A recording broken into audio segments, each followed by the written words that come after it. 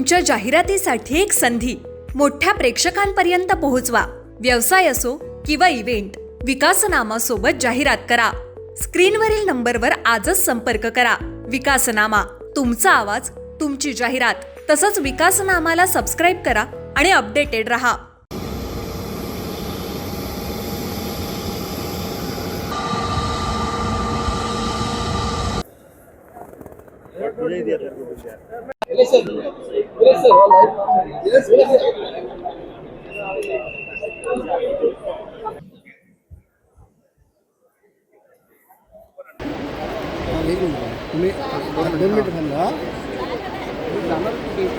पहिलं उड्डाण होते ही आनंदाची बातमी आहे, पण तेवढाच मनाला दुःख आहे की दिबा पाटील साहेबांच्या नावानं उड्डाण होत नाही।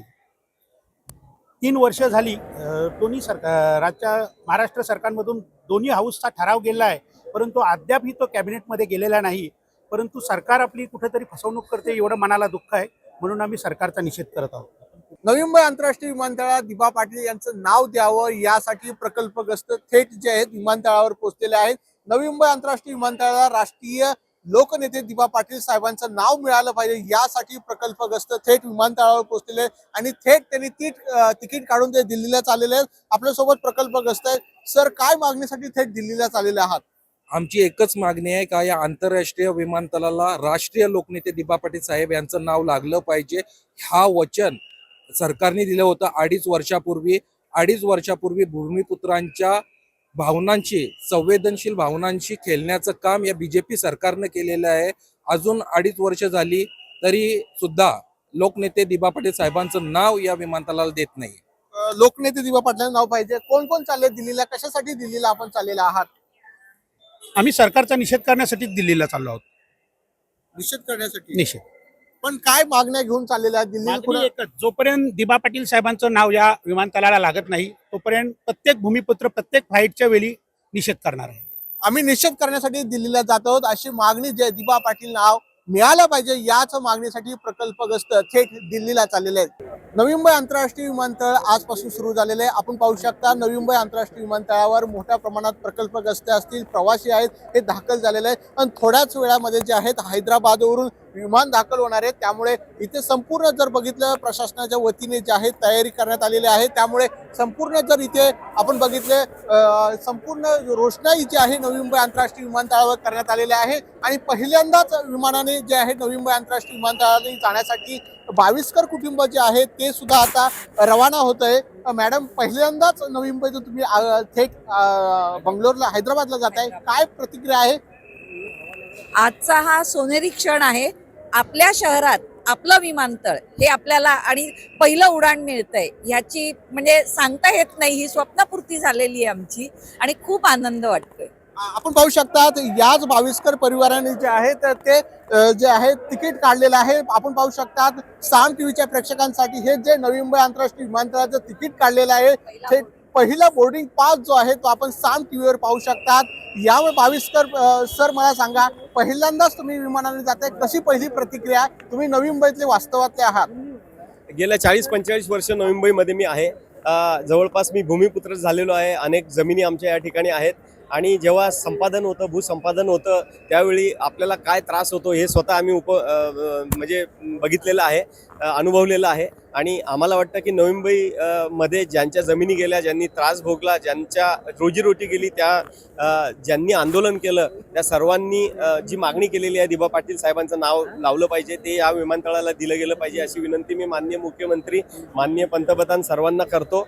आणि आज पहिला दिवस हैदराबादला मी जाणार आहे, मल्लिकार्जुनचं दर्शन घेणार आहे आणि या नवी मुंबईची उडान, एअरपोर्टची जी उडान होणार आहे फ्लाईटची, ती अशा प्रकारे मोठ्या 22कर जे आहेत हैदराबाद चाललेले आहे। आपण पाहू शकता हाच त्यांच्या बोर्ड आहेत, त्यांनी तिकीट काढलेलं आहे। पण मात्र आपण हा बॅनर महत्वाचा आहे। पंतप्रधान, मुख्यमंत्री नम्र विनंती आहे नवी मुंबई आंतरराष्ट्रीय विमानतळाला लोकनेते दिबा पाटील यांचं नाव द्यावं यासाठी 22कर परिवार जे आहेत ते विमानतळावर दाखल झालेले आहे। भूमिपुत्र शेतकऱ्यांच्या संघर्षाचा सन्मान करा अशा प्रकारचा बॅनर जो आहे तो नवी मुंबई आंतरराष्ट्रीय विमानतळाला आपल्याला पाहायला मिळतंय। त्यामुळे प्रत्येक प्रवासी जो आहे तो दिबा पाटलांचं नाव द्यावं यासाठी ते एअरपोर्टवर दाखल झालेले आहे। यासाठी केला होता 8 तास असं म्हणतात। मला खूप आनंद होतोय की नवी मुंबई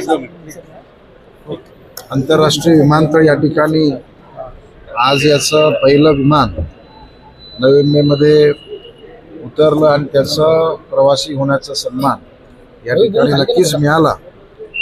परंतु तो सन्मान मिळताना जर दिबा पाटील आंतरराष्ट्रीय विमानतळावरती तुमचं स्वागत आहे असं जर त्यांनी अनाऊन्स केलं असतं तर नक्कीच तो आनंद अजून द्विगुणित झाला असता. मनामध्ये नक्कीच खंत आहे.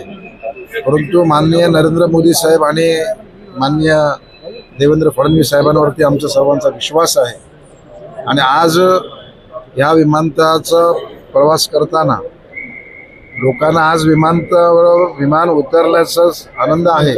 परंतु हा आनंद मिळवण्यासाठी इथल्या नवी मुंबईकर जनतेने स्थानिक भूमिपुत्रांनी आपल्या जमिनी देऊन हा आंतरराष्ट्रीय विमानतळ निर्माण झाला आणि याच्यासाठी दिबा पाटील साहेबांसारखे अनेक लोकांचं या ठिकाणी बलिदान आहे.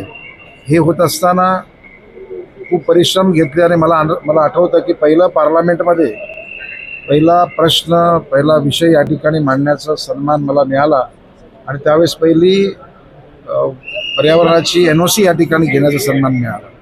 आज गौतम अडानी यांनी आमचं स्वागत केलं. परंतु ते स्वागत होत असताना नवी मुंबईकरांसाठी पुढच्या भविष्यामध्ये येणारा हा खूप उंचीचा प्रगतीचा प्रवास असणार आहे. मी सर्व नवी मुंबईकरांचं धन्यवाद करतो, महाराष्ट्र सरकारचं आणि माननीय पंतप्रधान साहेबांचं धन्यवाद करतो आणि ह्या आमच्या लाडक्या नेत्याचं नाव हे लवकर लागेल अशी अपेक्षा आहे. तुमच्या जाहिरातीसाठी एक संधी मोठ्या प्रेक्षकांपर्यंत पोहोचवा. व्यवसाय असो किंवा इव्हेंट, विकासनामा सोबत जाहिरात करा. स्क्रीनवरील नंबरवर आजच संपर्क करा. विकासनामा, तुमचा आवाज, तुमची जाहिरात. तसंच विकासनामाला सबस्क्राईब करा आणि अपडेटेड रहा.